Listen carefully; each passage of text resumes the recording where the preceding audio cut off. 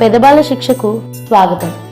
సుందరకాండలో సీతమ్మ తల్లి చెప్పినటువంటి ఉపదేశం వంట పడితే ధార్మికమైనటువంటి జీవనం ఎంత అవసరమో అర్థమవుతుంది. అంత దుఃఖంలో కూడా మహాతల్లి కూర్చుని రావణాసురుడు వస్తే ఆయనతో మాట్లాడవలసి వస్తే భర్త పక్కన లేనప్పుడు కామించి చూస్తున్న పురుషుడి వంక తిరిగి మాట్లాడవలసి వచ్చింది కాబట్టి తద్దోష పరిహారార్థం గడ్డిపరక మధ్యలో పెట్టింది. తృణమంతరత కృత్వా ప్రత్యువాచ శుచిస్మిత నివర్తయ మనోమత్త స్వజనే క్రియతాం మనః అన్నారు మహర్షి. ఆవిడ గడ్డిపరక పెట్టింది అంటే ఆవిడికి ఎంత శాస్త్ర పరిజ్ఞానం ఉన్న తల్లో చూడండి. ఆవిడేం గడ్డిపరక పుట్టినే పెట్టలేదు. గడ్డిపరకకు ఒక లక్షణం ఉందని వేదం అంగీకరించింది. సహస్రపరమాదేవి శతమూలా శతాంకుర సర్వగం హరతు మే పాపం దుర్వాదు స్వప్ననాశిని అని అందుకే గణపతికి దుర్వారంకురములతో పూజ చేస్తాం. ఆ గరిక తీసి కళ్ళకద్దుకుని చెవులో కాదు తల మీద పెట్టుకుంటే వెంటనే ఆ తరువాత చేసేటటువంటి పెద్ద కార్యానికి అర్హత లేకపోతే విఘ్నం వచ్చేస్తుంది. ఆ అర్హత కలిగి పాపం పోవాలి అంటే గడ్డిపరకని ముట్టుకుంటే పోతుంది. ఏదైనా భయంకరమైన పీడకలు వస్తే ఆ పీడకల ఫలితం పోవాలి అంటే బయటికి వెళ్ళి గడ్డిపరకని ముట్టుకుంటే చాలా ఫలితం పోతుంది. గడ్డిపరకకు అంత శక్తి ఉంది. దాన్ని శాస్త్రం అంగీకరించింది. సహస్రపరమాదేవి శతమూలా శతాంకుర సర్వగం హరతు మే పాపం దూర్వాదు స్వప్ననాశిని. అందుకే గణపతి పూజ గరికతో చేసి తల మీద పెట్టుకోవడం. కాబట్టి ఆయనకి విఘ్నేశ్వరుడికి గరికిష్టం అండి. విఘ్నేశ్వరుడికి గరికిష్టం కాదు, నీకు విఘ్నం పోగొట్టడం ఆయనకి ఇష్టం. అందుకని గరికతో పూజ చేయించుకుని తత్ప్రసాదంగా ఆయన ఇస్తాడు నీకు. అంతేగాని అన్నీ ఆయనకి ఇష్టం అనకూడదు. మనం అందరం వైరాగ్యం ఉన్నవాళ్ళలాగా ఆయనకే ఇష్టాలన్నీ ఉన్నవాళ్ళ అదో పిచ్చి ధోరణి, అర్థం ఉండదు. ఏదో అలా మాట్లాడుతుంటారు. సరిగ్గా తెలుసుకుని చెప్పాలి తప్ప అలా మాట్లాడడం ఏదో వదులుగా ఉంటుంది. సరే అది వదిలిపెట్టేసేయండి. ఆ తల్లి చెప్పింది తృణమంతరత కృత్వ. భర్త పక్కన లేనప్పుడు పరపురుషుడు కాముకుడైన వాడితో మాట్లాడవలసి వస్తోంది కాబట్టి పాపము పోవడానికి గడ్డిపరక ముట్టుకుని మధ్యలో పెట్టింది. కాదు, పరపురుషుడితో మాట్లాడేటప్పుడు అందులో కాముకుడితో మాట్లాడేటప్పుడు మధ్యలో ఏ విధమైనటువంటి వ్యవధానము లేకుండా మాట్లాడకూడదు కాబట్టి మధ్యలో గడ్డిపరక పెట్టింది. ఒక్కొక్క పదార్థానికి ఒక్కొక్క శక్తి ఉంటుంది. పెళ్లి కొడుక్కి పెళ్లి కూతురికి పెళ్లి చేస్తూ ఉంటారు. తెల్లవారుజామున 2 గంటలకి సుముహూర్తం. అసలు ఎప్పుడు పెట్టాలి భోజనాలంటే పెళ్ళి అయిపోయాక భోజనాలు పెట్టాలి. కన్యాదానం చేశావు కాబట్టి భోజనం పెడతారు. అంతేకాని చేయకుండా భోజనాలు ఎందుకు? సత్యనారాయణ వ్రతం చేసుకుని భోజనమా, చేయకముందు ముందు రోజు భోజనం పెడతావా? పెళ్ళి అవ్వదు, భోజనం పెట్టేస్తాడు. ఈయన కన్యాదానం చేశాడా? ఇంకా చేయలేదు. ఆయన తాళి కట్టాడా? కట్టలేదు. వాళ్ళిద్దరూ భార్యాభర్తలా కారు. ఇద్దరిని తీసుకొచ్చి 2 కుర్చీలేసి మధ్యలో కూర్చోబెడతారు. సుపుత్ర ప్రాప్తిరస్తు అని ఆశీర్వదించడానికి వాళ్ళిద్దరు ఎవరైనా అనాలి? ఎంత తప్పలాగా? ఎవరో ఇద్దరు పక్క పక్కన కూర్చున్నారని వెళ్ళి అక్షతలు వేసి సుపుత్ర ప్రాప్తిరస్తు అండమే. అందుకే శాస్త్రం అంగీకరించదు దాన్ని అలా కూర్చోపెట్టకూడదు. కన్యాదానం అయ్యే వరకు పిల్ల ఎదురు కూర్చుంటుంది తండ్రి పక్కన. కన్యాదానం చేసిన తరువాత అప్పుడు భర్త గారి పక్కకి ఎడం పక్కకి వెళ్ళి కూర్చుని పూజ చేస్తుంది. మర్యాదే శాస్త్రంలో. అక్కర్లేదు, మేము ఎలా పోయినా పర్వాలేదు, మేమేముందండి మాకు ఇంత గౌరవాలు మాకెందుకు అనుకున్నవాడు ఎలా అయినా చేసేయచ్చు. కాకపోతే ఏంటంటే అలాంటి వాటికి ఆశీర్వచనం చేయమని పిలవకుండా ఉంటే చాలు. ఒక్కటి మాత్రం శాస్త్రం అంగీకరించింది. ఒకవేళ స్నాతకం కూడా అయిపోయిన తర్వాత పెళ్లి కొంత భాగం అయిన తర్వాత భోజనాల వేళ అయిపోయి ఇంకా హోమం మిగిలిపోతాయి. అప్పుడు కొంగుముడి వేసుకుని ఉంటే వాళ్ళిద్దరూ భోజనం చేయవలసి వస్తే వివాహక్రతువు పూర్తి కాకుండా ఎలా పెట్టాలి అని అడిగారు. ఒక్క కంచమే పెట్టి ఇద్దరికీ భోజనం పెట్టి ఇద్దరిని పక్క పక్కన కూర్చోపెట్టి మధ్యలో జలపాత్ర పెట్టాలి. పూర్తి అవ్వలేదు కాబట్టి వివాహక్రతువు నీటి పాత్ర నుంచితే తద్దోషం పోతుంది. అందుకే కొంతమందితో మాట్లాడేటప్పుడు మధ్యలో నీటి పాత్ర పెట్టుకుని మాట్లాడతారు. ఇప్పుడు నేను అది సభాముఖంగా చెప్పడం బాగుండదు, అందుకని చెప్పను. కాబట్టి ఒక్కొక్క పదార్థానికి ఒక్కొక్క విశేషం. అది ఆ వైదిక నిష్ట ఉన్నవారు అలా ఉంటారు. కాబట్టి ఆమె గడ్డిపరక ఉంచింది అంటే పాపము రాకూడదని కాదు, మధ్యలో ఏదో ఒక వ్యవధానం ఉండాలి, ఒక అడ్డు ఉండాలి. అందుకని గడ్డిపరక పెట్టింది కాదు. నువ్వు మనిషివైతే అన్నం పెట్టాలి, నువ్వు పశువువి, నీకు గడ్డిపరక చాలు, అందుకని గడ్డిపరక పెట్టింది కాదు. అరణ్యకాండలో నేను రామచంద్రమూర్తి ఏకాంతంలో కూర్చునుండగా ఒక కాకాసురుడు వచ్చి నా వక్షస్థలమునందు గాఢ వేస్తే రాముడు ఒక గడ్డిపరకని పీకి బ్రహ్మాస్త్రాన్ని అభిమంత్రించి విడిచిపెడితే కాకాసురుడు 3 లోకములు తిరిగి వచ్చి పడ్డాడు. రాముడు తలుచుకుంటే గడ్డిపరక చాలు దీన్ని చంపడానికి, అందుకు పెట్టింది గడ్డిపరక కాదు. గడ్డిపరక ఎండిపోయి గాలికి ఎగిరిపోవడానికి ఎలా సిద్ధంగా ఉంటుందో పాపము చేత బాగా దృప్తుడవై చచ్చిపోవడానికి సిద్ధపడి గడ్డిపరక అలా అయిపోయి ఉన్నావు అని చెప్పడానికి గడ్డిపరక పెట్టింది కాదు. గడ్డిని తృణమంటారు, అన్నిటికన్నా చులకన.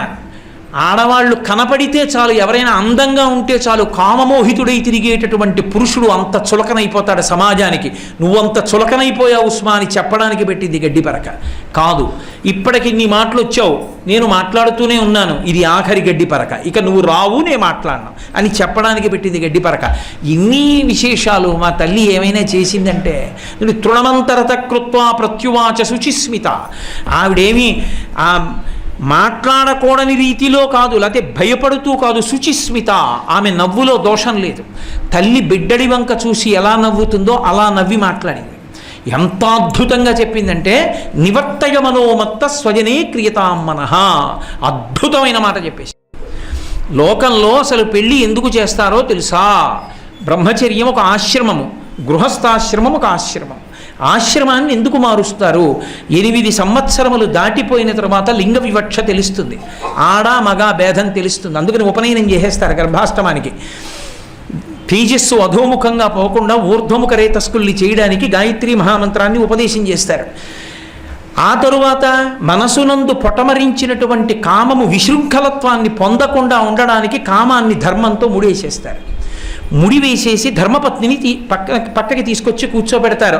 ఆమె యందు కామం ఉంచుకుంటే ధర్మము వలన అర్థము పుడుతుంది. కొడుకు కూతురు, కూతుర్ని కన్యాదానం చేస్తాడు. దశ పూర్వేషాం దశాపరేషాం, 10 తరాల ముందు 10 తరాల తర్వాత వాళ్ళు ఉద్ధరింపబడతారు. కొడుకు పుట్టాడు, ఇంట్లో మంగళాశాసనం నడుస్తుంటుంది, నీరాజనం నడుస్తుంటుంది. తన శరీరం పడిపోయాక గయాశ్రాద్ధం పెడతాడు. అందుకని కొడుకు కావాలని కోరుకుంటాడు. ఈ 2 ఎక్కడి నుంచి వస్తాయంటే ధర్మబద్ధమైన కామము నుండి వస్తాయి. అందుకని ఆమె ధర్మపత్ని, కామపత్ని కాదు సనాతన ధర్మమునందు. కాబట్టి రావణ, నీ భార్య యందు నీ కామముంటే ఉత్తమము, శాస్త్రీయము, దాన్ని అభ్యంతర పెట్టడానికి లేదు. నీ అంతటి మహానుభావుడు లేడు. రాముడికి తన భార్య యందు కామమున్నది, సీతమ్మ తల్లి యందు. హనుమయ్యే చెప్పారు సుందరకాండలో.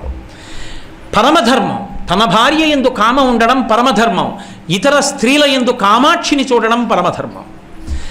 నువ్వు అది నేర్చుకోలేదు. నీ కామము తిప్పు, నీ భార్యల యందు దోషం పోయింది.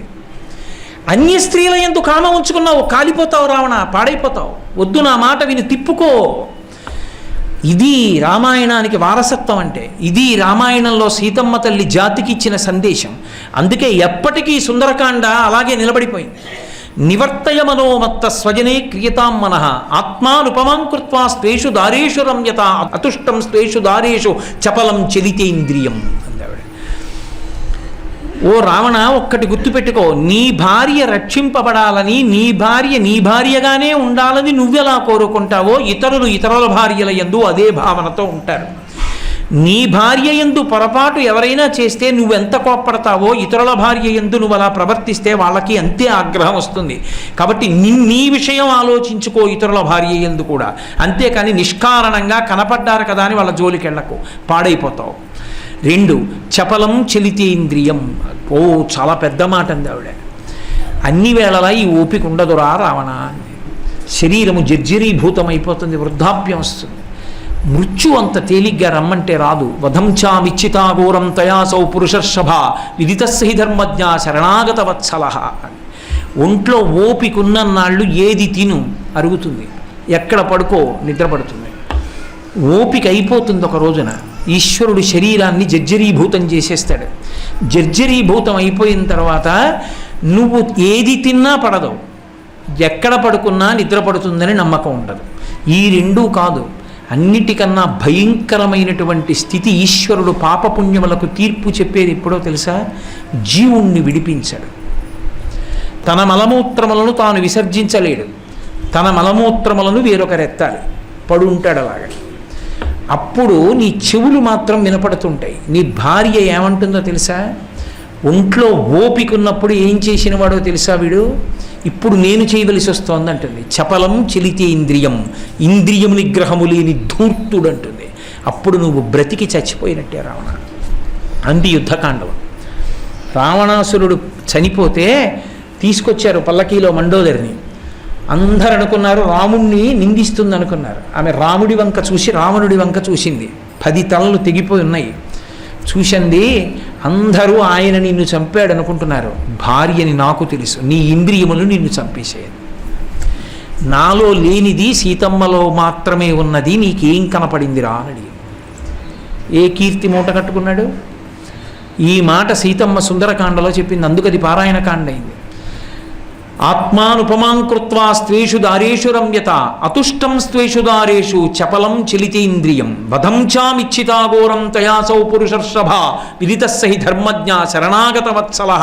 ఇష్టం వచ్చినట్టు ఉండొచ్చు అనుకుంటున్నావేమో, నీ చావులో నీ పాపపుణ్యాలు బయటికి వచ్చేస్తాయి. ఏమీ చెయ్యక్కర్లేదు, ఈశ్వరుడు విడిపించకుండా అలా వదిలిపెట్టేస్తే చాలు. జీవుణ్ణి విడుదల చెయ్యడు, అలా ఉంచుతాడు చాలు. ఎవరెత్తుతారు, ఎన్నాళ్ళు ఎత్తుతారు మలమూత్రాలు?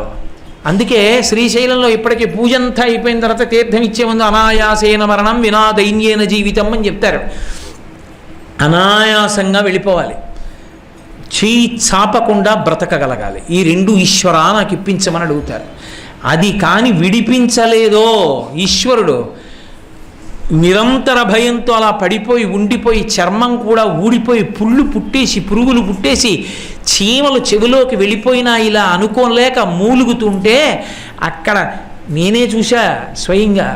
పుల్లటి కంపు వచ్చేస్తే భార్య కూడా గదిలోకి వెళ్ళక 20,000 ఇస్తామన్నా ఎవరూ పని చేయడానికి ఒప్పుకోకపోతే అవతల శరీరమా మొదలడం, మనిషా ఉంటాడు, భయంకరమైన ఆకృతి అయిపోయి అస్థిపంజరంలా అయిపోయి అన్నీ పొడుచుకొచ్చేసిన కళ్ళు 2 అంగుళాల లోపలికి పోయినా బ్రతికే ఉంటాడు. ఎవరిని గుర్తుపట్టాడో ఏమీ మాట్లాడలేడు, కానీ ఎందుకున్నాడో తెలియదు. ఎక్కడి నుంచి ఓపిక వచ్చి ఉండిపోతున్నాడో తెలియదు, ఉండిపోతాడు. ఈశ్వరుడు అప్పుడు అనుభవింపజేస్తాడు పాపాన్ని, అప్పుడు ఏడుస్తావు. అందుకని నా మాట విన్ను.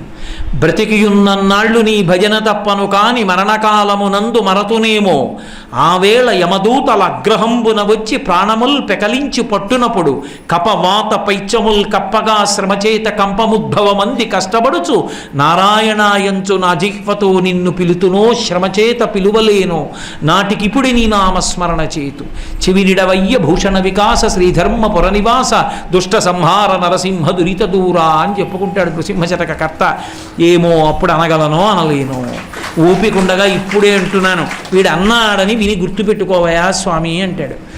కాబట్టి బ్రతకడం తేలిక రావణ, చావడం కష్టం.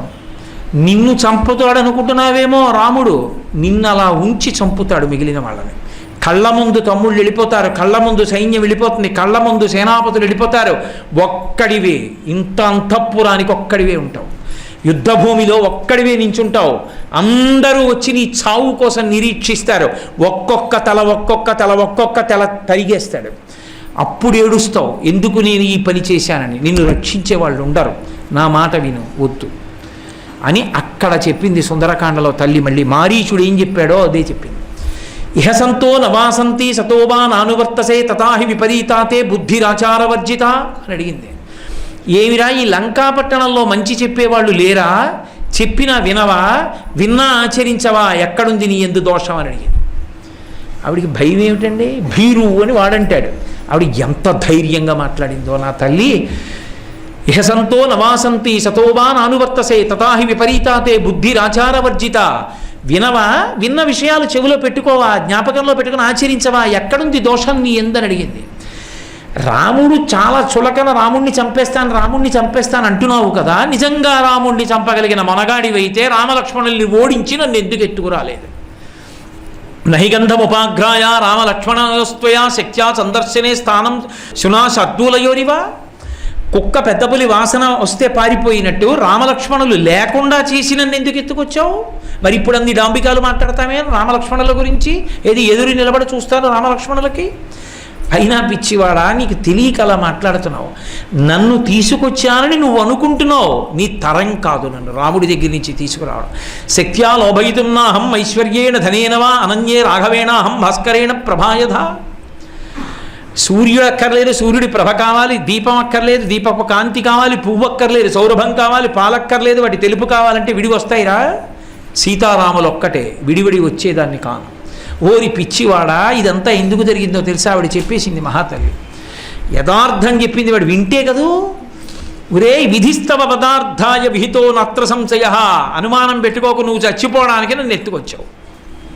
నీ చావు నువ్వు వండుకుంటున్నావు, తర్వాత నీ ఇష్టం. నీకు 2 నెలలు సమయం ఇచ్చానన్నాడు, అహంకరించాడు, పోయాడు తప్ప ఒక్క మాట తల్లి చెప్పింది విని ఉంటే, వాడి చెవులకు ఎక్కి ఉంటే, శరణాగత వత్సలహ ఇంత తప్పు చేశావని రాముడేమనుకోడు, వెళ్ళి కాళ్ళ మీద పడిపో చాలు, రక్షించేస్తాడు. నీ లంక నువ్వు వేలుకో, నన్ను రామచంద్రమూర్తికి ఇచ్చేయి. అసలు నువ్వు ఇమ్మంటున్నానని చేతకాని దాన్ని అనుకుంటున్నావా? అసందేశాత్తు రామశ్చ తపసశ్చానుపాలనాత్ నత్వాంకుర్మి దశగ్రీవ భస్మ భస్మార్హి తేజస. నరకాంతని కనుక పాతివ్రత్యాన్ని పాటించాలి కాబట్టి, నరకాంతగా నటిస్తున్నాను కాబట్టి నేను రామచంద్రమూర్తి వచ్చి నన్ను రక్షించాలని కోరుకుంటున్నాను తప్ప, నేనే తలుచుకుంటే నాకున్నటువంటి తపశ్శక్తితో నిలబడినటువంటి నిన్ను భస్మరాశి కింద పడిపోయేటట్టుగా బూది కుప్పగా మార్చగలను. వదిలిపెట్టాను రా రావణ, గుర్తుపెట్టుకోవాలి. ఇన్ని చెప్పినప్పుడు ఒక్క మాట తలకెక్కుంటే రామాయణం ఎలా ఉండేదో. ఎక్కడ ఎంతమంది చెప్పలేదు రావణుడికి, ఎంతమంది చెప్పారు. సుందరకాండ చిట్ట చివరిలో స్వామి హనుమ చెప్పారు, 4 మంచి మాటలు చెప్పిపోదాను, రేపు పొద్దున నాకేం చెప్పలేదని ఏడుస్తాడని. లక్షితేయం మయా సీత తథా శోకపరాయణ గృహ్యాం అభిజానాసి పంచాస్యమివ పన్నగీం అన్నారు. నువ్వు నన్ను బోకరించకు, సీతమ్మని తీసుకురాలేదని. నేను చూశాను, తీసుకొచ్చావు, అశోకవనంలో దర్శనం చేశానని చెప్పారు, నిర్భయంగా చెప్పారు. నేను చూశా సీతమ్మని, మాట్లాడా. సీతమ్మ అంటే ఆడదనుకుంటున్నావు, 5 తలల పాము, చచ్చిపోతావురా నువ్వు. పైగా తదేవ ఫలమన్వేతి ధర్మస్య ధర్మనాశన ప్రాప్తం ధర్మఫలం తావద్భవతా నత్ర సంశయ. నువ్వు చేసిన పుణ్యం ఉంది, తపస్సు ఉంది, వాటన్నిటి ఫలితం కాంచనలంకకి ఆధిపత్యం వహించావు, ఇంతమంది భార్యలతో సంతోషంగా గడిపేశావు, ఇంద్రజిత్తు లాంటి కొడుకునికి అన్నావు.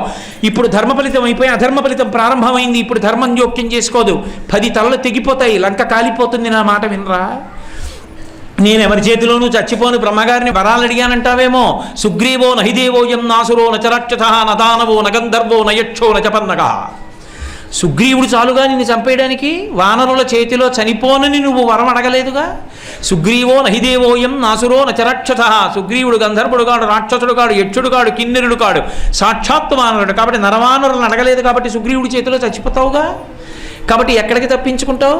పైగా రాముడు ఒకసారి ఎవరినైనా చంపుతానని ప్రతిజ్ఞ చేసి బయలుదేరి వచ్చేస్తే రాముణ్ణి కాదని రక్షించేవాడు లోకంలో ఉన్నాడా?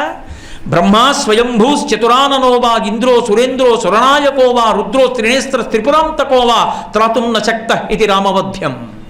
రాముడు చంపేస్తానంటే మూడేసి విశేషణాలు వేశారు. బ్రహ్మ స్వయంభూస్ చతురాననోవా, బ్రహ్మ స్వయంభువు 4 ముఖాలు ఉన్నవాడు కావచ్చు. రుద్రో త్రినేస్త్ర త్రిపురాంతకోవా, రుద్రుడు త్రినేత్రుడు త్రిపురాంతకుడు, ఆయన ఈయన 2 కాదు ఆయన. లేకపోతే ఇంద్రో సురేంద్రో సురనాయకోవా, ఇంద్రుడు సురేంద్రుడు సురనాయకుడు కావచ్చు. రాముడు చంపుతానన్న వాడిని ఆపేవాళ్ళు లేడరా, చంపేస్తాడు. ఏమనుకుంటున్నావు రాముడు అంటే? మండిత విస్ఫులింగ విషమ జ్వలితానల కీలలు అబ్జ గర్భాండము నిండ రామ వసుధాదుపుడేశడు వజ్రసాధనా ఖండిత పంక్తి కంట కణకంఠ పురాంతక శైలచాలను దండ బల ప్రచండ పురచండ విఖండన చండకాండముల్. రామచంద్రమూర్తే వచ్చి తన బంగారు కోదండాన్ని పట్టుకుని అక్షయ బాణతూణీరంలోంచి బాణములను సంధించి విడిచిపెడితే లంకాపట్టణం ఆకాశంలోకి వచ్చి అవి మెరుస్తూ పడిపోవడం మొదలు పెడితే నిన్ను రక్షించగలిగిన వాడు ఇక ఏ లోకంలో ఉండడు. ఆయన యొక్క బాణ పరంపర అలా ఉంటుంది. రాముడంటే సాధారణ మానవుడి అంతటివాడు అంటున్నావు. చరణాగ్రమున నీ భుజాదర్పమడచిన ధూర్జటి విలులీల త్రుంచి వైచే వాలపాశంబున పడి నిన్ను కట్టిన వాలి నొక్కమ్మున కులవేసే అని నిన్ను జరగొన్న అర్జును పురిగొన్న పరశురాముని ఆజి భంగపరచే కడిమియ్యొక్కట కరదూషణాదుల 14,000 బారిసమరే అమ్మహాధనుర్ధరునకెగ్గాచరించి హరిహర బ్రహ్మ శక్రాదులైన అతని భయత నిర్ఘాత పాత శాత బాణ ఘాత హతులు కాక బ్రతుకగలరే. రామచంద్రమూర్తి అంటే ఆయన చరణాగ్రమునని భుజాదర్పమడచిన ధూర్జటి విలులీల త్రుంచి వైచి. నువ్వు ఒకనాడు కైలాస పర్వతం దగ్గరికి వెళ్ళి నేను పరమేశ్వర దర్శనం చెయ్యాలంటే నందీశ్వరుడు ఇప్పుడు కుదరదంటే కైలాస పర్వతాన్ని కదిపేస్తానని కింద చేతులు పెట్టి కదిపావు. కదిపితే మహానుభావుడైనటువంటి శంకరుడు తన కాలి బొటన వేలుతో కైలాసాన్ని నొక్కాడు.